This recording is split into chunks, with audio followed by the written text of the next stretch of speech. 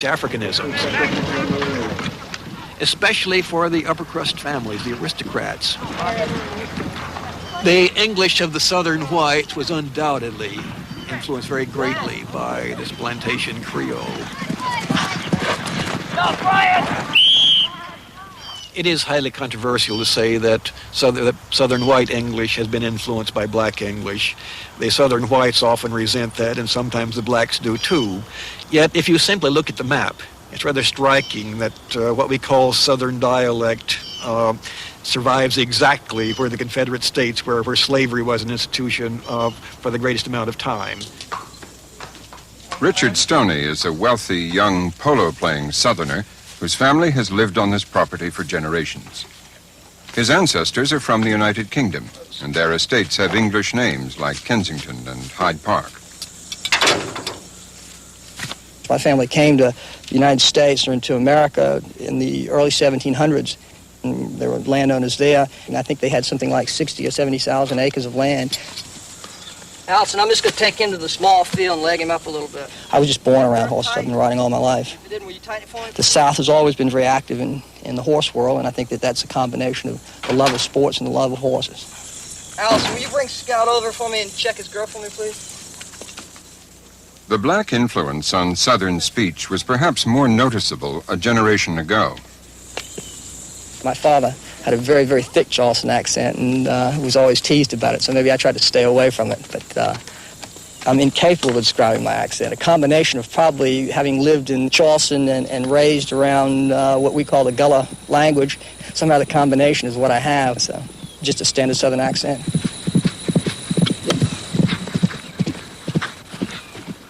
Now, the favorite stereotypical idea is the black mammy took care of the white Southern aristocrat and imparted her dialect to him. The youngsters, when they were at their formative years in terms of language, were given play children. Young men grew up until they were old enough to go to school, speaking perhaps this plantation Creole as their first language. In many cases, the Southern plantation families were somewhat embarrassed by it, and they sent the young boys away. They sent them to England even, or somewhere in the North, in order to teach them, quote-unquote, good English. The women in the plantation South, on the other hand, were not considered to be educable. There's no need for them to know anything except sewing and cooking and maybe music. And they very often kept something very much closer to this plantation Creole. A Southern belle was very elegant. Inside, she had servants to do everything for her, and each weekend they'd have a ball. When she'd go to the ball, she'd get out her finest clothing, and she'd try to make a grand entrance. She'd want to beat the rest of the ladies out. She'd try to be the prettiest one there. Charles Dickens said that the women of the aristocratic families in the South spoke exactly like the blacks. Now, Dickens liked to exaggerate a little bit. He liked to exaggerate especially to make fun of Americans. But there's some truth to it. They're accurate observations by people like Dickens.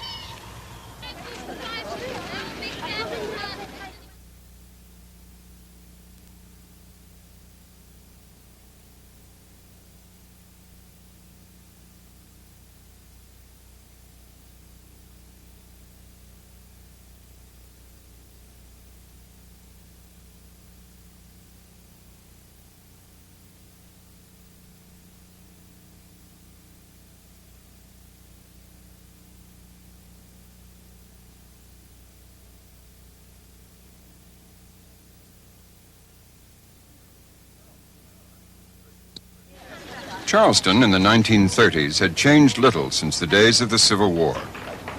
The city was alive with black street life.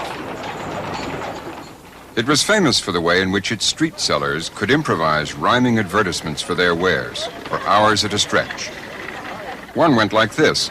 Oh, Joe, good old soul, honky in the summertime, whitey in the spring, head up on a string, don't be late. Waiting at the gate, don't be mad as you shine. But the blacks were on the move at last. They were now beginning to carry the verbal traditions of the South to the cities of the North in music, song, and dance.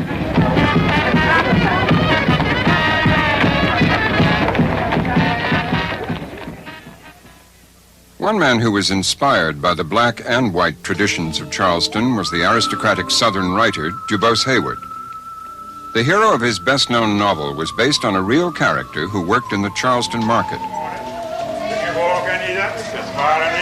He touted his wares through the streets of Charleston, as Mr. Peanuts does today. Oh, yeah. Got some stew, got some toast. Which one you want it? You can get it if you want it. You can walk and eat it. Oh, yeah. Heyward researched his novel here in Charleston and among the neglected Gullah speakers on the nearby Sea Islands.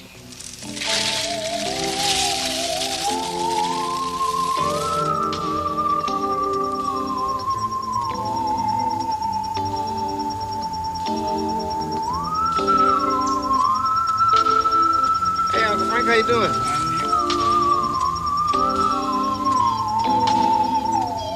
You can still hear that speech when the locals meet up at Skinny's joint for beer and crabs. They cook the crab, we caught it, and you put it in a big pot and pull it up with water and put red pepper in it and boil it till it got red.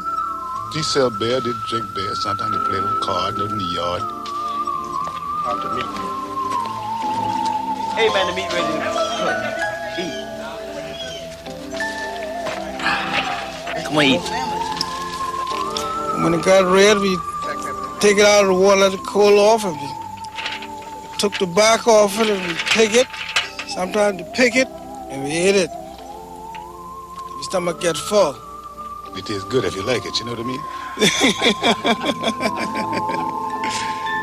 A few miles from Skinny's joint was Heyward's summer home, the Porgy House. In 1934, he and the New York composer George Gershwin spent the summer here working on the music and lyrics for the opera Porgy and Bess. In 50 years, the house and its furniture have changed very little. Gershwin and Heyward made a serious attempt to reproduce the language of South Carolina's coastal blacks. Their opera, Porgy, was a self-conscious effort at what was happening spontaneously in the cities of the North, as whites embraced the migrating black culture in music, in dance, and in language. For example, the so-called jive talk of the black musicians, words like cool, uptight, square, heavy, doing your own thing, are all virtually standard English. Jazz Crazy New York in the 1920s, on location in a Harlem nightclub. The musicians who migrated here introduced a wealth of black jargon into the heart of American and world English, from jazz to jam session. Once again, it was the man of words, musicians like Louis Armstrong, Jelly Roll Morton, and Fats Waller, whose jive talk commanded the respect of the fans.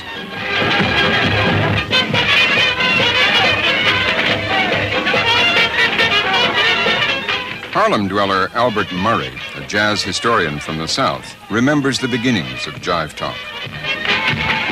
Jive talk really was a talk of the world of entertainment and people who frequented the world of entertainment and people who imitated entertainers. So it was called hip talk or hip, the language of hipsters or hipsters, whichever word was popular at the time, and but it reflected the jargon, let's say, of music, of the stage, of the nightclub, and of sports, mainly.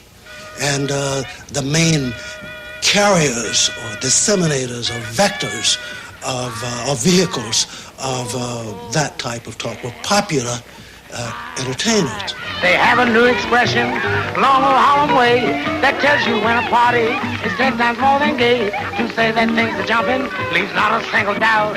Watch all these cats, watch everything when you hear somebody shout. This joint is jumping, really jumping. Come in, cats, and check your hands. I mean, this joint is jumping. Yeah!